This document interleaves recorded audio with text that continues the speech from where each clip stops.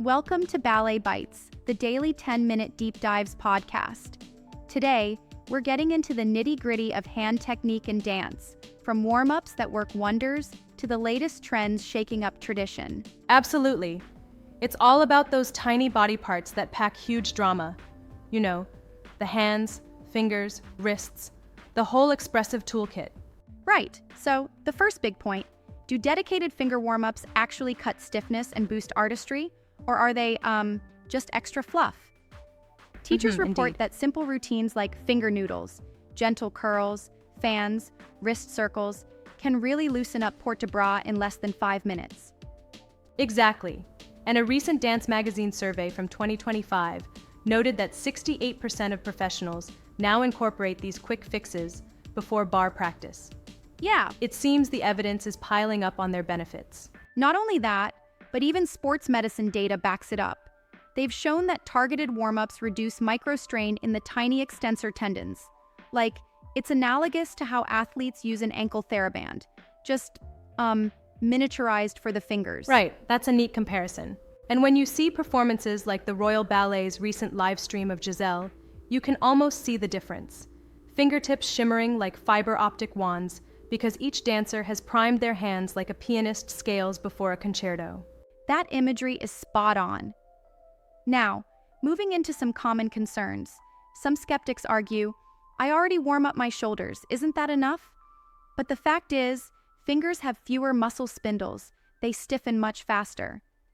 Skip the finger work, and suddenly you're dancing with, what feels like mittens on.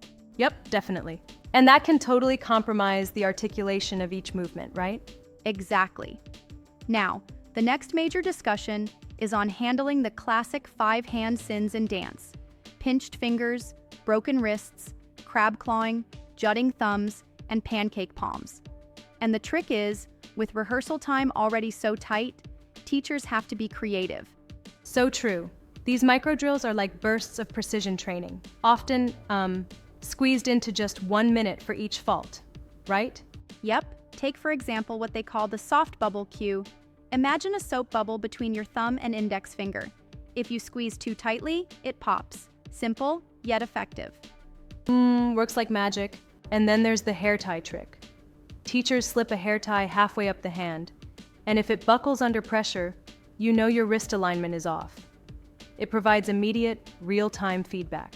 Right, plus a handy little hack from Reddit dancers, the pencil spacer. Holding a pencil lightly between the middle and ring fingers at bar acts as a constant reminder for natural spacing. Yeah, that's one of my favorites. Even better, these drills can be fit into frappe breaks. 10 seconds, 8 reps, and you're done. No extra studio time required, which is a big win in a busy schedule. Now shifting gears a bit, there's the impact of the Royal Academy of Dance's March 2025 spec update that insists on a clear, continuous port-de-bras line for every grade assessment. Students are now under pressure to standardize their hand shapes. That's a game changer. Exactly. And according to the specs, any loss of wrist articulation is now explicitly marked as a deduction in the grading rubric, a first in how hands are scrutinized. Some teachers really appreciate the clarity of having explicit criteria, but others worry it might flatten individuality, don't you think? I see that point. Right, it's a double-edged sword. On one hand, it forces a standard of technique. On the other, it could stifle personal expression. Still, many practical tips have emerged, like filming mock exams so that candidates can catch those subtle glitches that the naked eye might miss. Absolutely, that self-review method is golden. And let's not forget, examiners aren't looking for any mannequin perfection. They want that electric energy flowing through the fingertips, like a laser, not a limp hose. Precisely. Now moving on to stylistic debates. The Balanchine claw versus the Vaganova coin oval. Does stylistic purity still hold any weight in today's global ballet companies?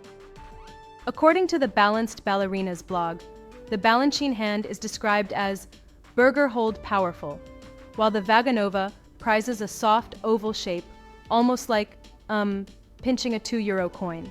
Right? And in many mixed repertoire troupes, dancers are switching styles. Balanchine for one piece and Vaganova for another, depending on the role and mood. It's like switching accents in language, and while consistency within a piece is key, some might argue you can't really be both. I get that, but let me respectfully challenge one point. Isn't it a bit too simplistic to say that consistency is all that matters? Flexibility and style can actually showcase a dancer's versatility, even if it means blending techniques. That's an interesting angle indeed. Exactly. The takeaway seems to be to learn both styles, label them, and deploy them on cue. Like it's as if you have two different tools in your toolbox, knowing when to use which one makes all the difference. True, that balanced approach is key.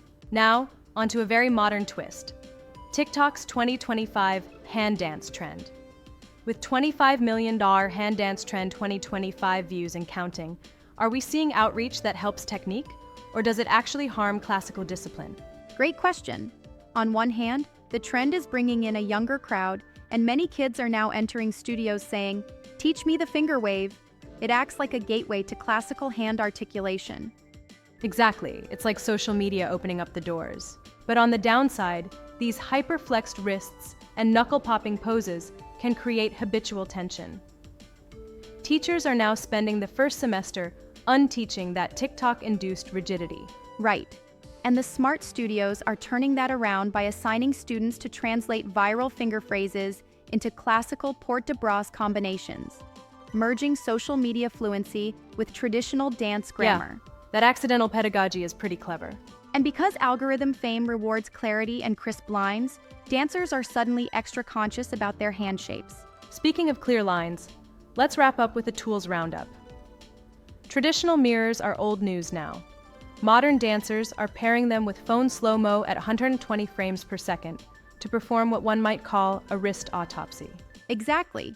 Plus, quick proprioceptive drills like the fingertip push the air across a resistance band really fire up the forearm muscles and help extend the wrist range. Instant awareness. And borrowing imagery from dance teacher-writer Haley Hilton, it's like you skim your hands through imaginary water, letting droplets fall from the middle finger. It's poetic and practical. Finally, a 2-minute cool down is essential. Gentle finger shakes followed by a clasp stretch to flush out lactic acid so that the hands are fresh and ready for tomorrow. It all comes together to show that these tiny movers have a massive impact on the artistry and functionality of dance. Absolutely. From targeted warm-ups and micro-drills that prevent injury to stylistic debates and modern social media influences, every detail counts. And each tip, like the hair tie trick or pencil spacer, reinforces that precision in hand technique is as crucial as any grand gesture on stage. I must say, the integration of these methods into everyday practice is, phenomenal. It's like every second counts in building that refined artistry. Yes, and the beauty of it is in the consistency. Whether it's pre-show warm-ups, on-the-fly corrections during rehearsals, or using modern technology for self-assessment. The ballet world is very much evolving. Evolving indeed. And while traditional purity is still celebrated, there's room for innovation. It's a delicate balance, but one that really creates a rich tapestry of technique. Exactly. Every tiny movement is an opportunity to express vitality and emotion. The techniques discussed are not just about preventing injury. They empower dancers to deliver dynamic, compelling performances. Absolutely, it's all about that expression. Well, that wraps up today's deep dive into the art and science of hand technique in dance. Our discussion really highlighted how these small details elevate the whole performance. For sure. Thanks for listening to Ballet Bites, where tiny body parts lead to huge artistic revelations. Don't forget to like and subscribe, and drop your comments about your favorite hand warm-ups or memorable micro drills. Yeah, share your insights too. Until next time, keep flexing those expressive fingers and stay dynamic.